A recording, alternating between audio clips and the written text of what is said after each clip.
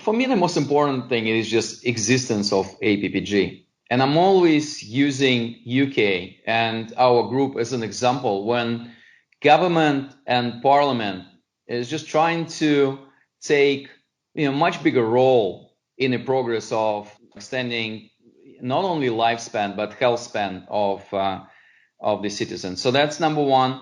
Number two, I really like the diversity of the group. It's not only academics talking about longevity or big pharma talking about drugs. It's a lot of people from politics, from health part of the academic society, a lot of longevity enthusiasts and investors as well. The dialogue in the room is so diverse and comprehensive. Yes, it's really impressive, isn't it? All bases are covered. And we also, of course, just completed our national consultation where we were bringing in more voices, more organizations, community level, local level that have an interest in this area. What's your reaction to the ideas and the evidence that's emerged from that consultation? Yeah, I really like three things. One is paradigm shift when we think not about reactive medicine and symptoms-driven medicine, but we're looking at proactive prevention. So that's huge, and it actually saves a lot of cost. So your preventive actions is usually 10 to 20 times cheaper than trying to treat late-stage diseases. So that's one. Number two, I like the fact that we're looking at social gap. And by that, I mean people who are earning more money is actually tend to live much longer than the poor part of society. And the not only addressing that, but also looking at, so what are the particular reasons behind it? Like, 50% of the difference can be explained by smoking. And the third thing, I like the fact that we're looking at creating longevity-oriented environment, because environment is almost like creating blue zones through the whole country. And I actually think that it has a lot of potential in terms of driving our longevity choices every day for every citizen. What do you see as the biggest challenge of driving those choices and meeting the national strategy that is going to be the foundation for the 2020 action plan that the APPG for longevity is going to deliver? Well, that's an interesting one. Number one, when we talk about focus on prevention, we just need to understand that the strong side of our medical community, which is consistency and certain conservatism, is going against the paradigm shift. So to refocus all of us on prevention, while I think it's only 5% of the budget of NHS is spent on prevention, will take a bit of time and effort, and that's one of the challenges that we're facing. Number two is how we address, and it is about inequality and social aspect of differences in a lifespan.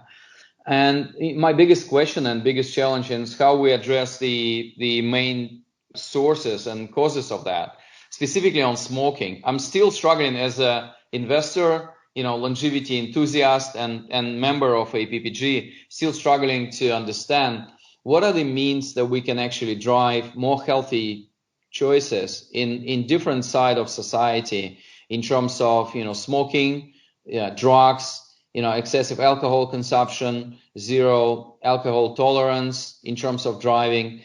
It all begins with education, doesn't it? And population level re-education.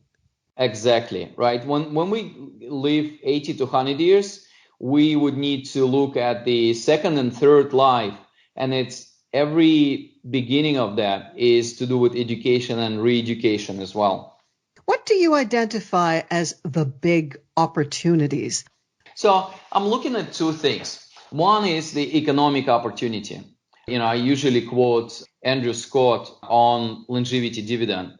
I'm a great believer that we can all turn longevity and demographic changes into positive economic opportunity. And I'm very happy to look at success of Vitality UK, which is through insurance plan combined with Apple Watch, with changes in lifestyle, has been able to extract the positive economic value of, living healthier life. So I think it's amazing.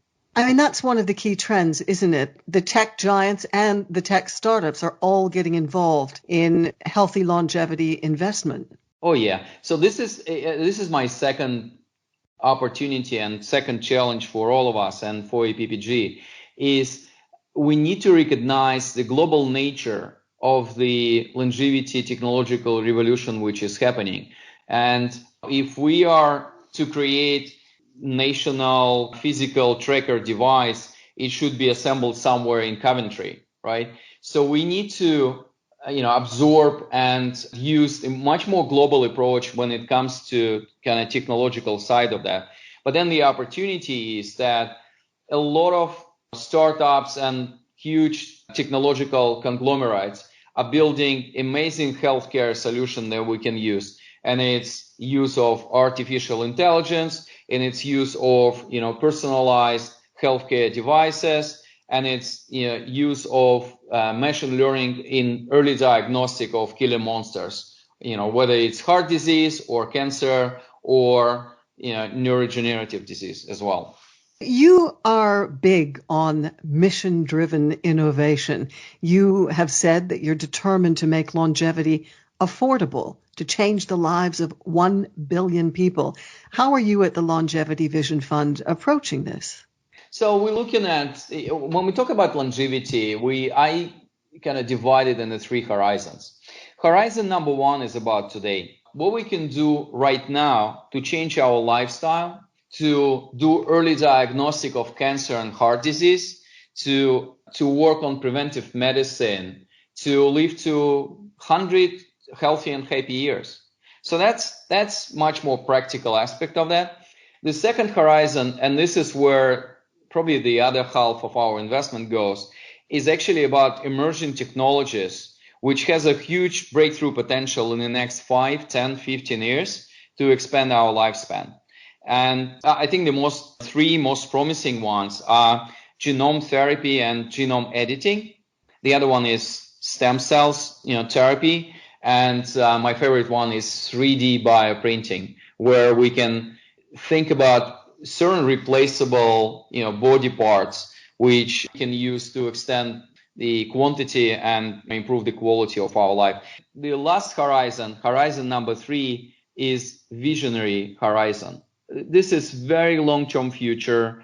We don't invest there because this is brain and artificial intelligence integration. This is about human avatars. It's about Internet of the body. I think this is very long-term picture. And right now for Longevity Vision Fund and for the whole society, we have much more immediate and practical priorities that we can invest our money and time into it. Absolutely. I mean, that's all a little bit unpalatable for the global population, isn't it? It's a hard sell. Whereas now, when we're talking about extending health spans and having a compressed morbidity at the end of life, I mean, you're not all about investing in immortality, in companies that are going to be reaching for what I would judge from everything I know about you, reaching for the impossible. Yeah, I agree. And I'm actually against the immortality. I think when you take out the death from the human life cycle, life is just not going to be the same, and we will not be humans with this. So I'm still working in the old paradigm when life, have a beginning and the end. But the lifespan, I think, is important only when you consider the quality of these years, extra years that we all can add to our population. Thank you so much, Sergey Young. My great pleasure. Thank you.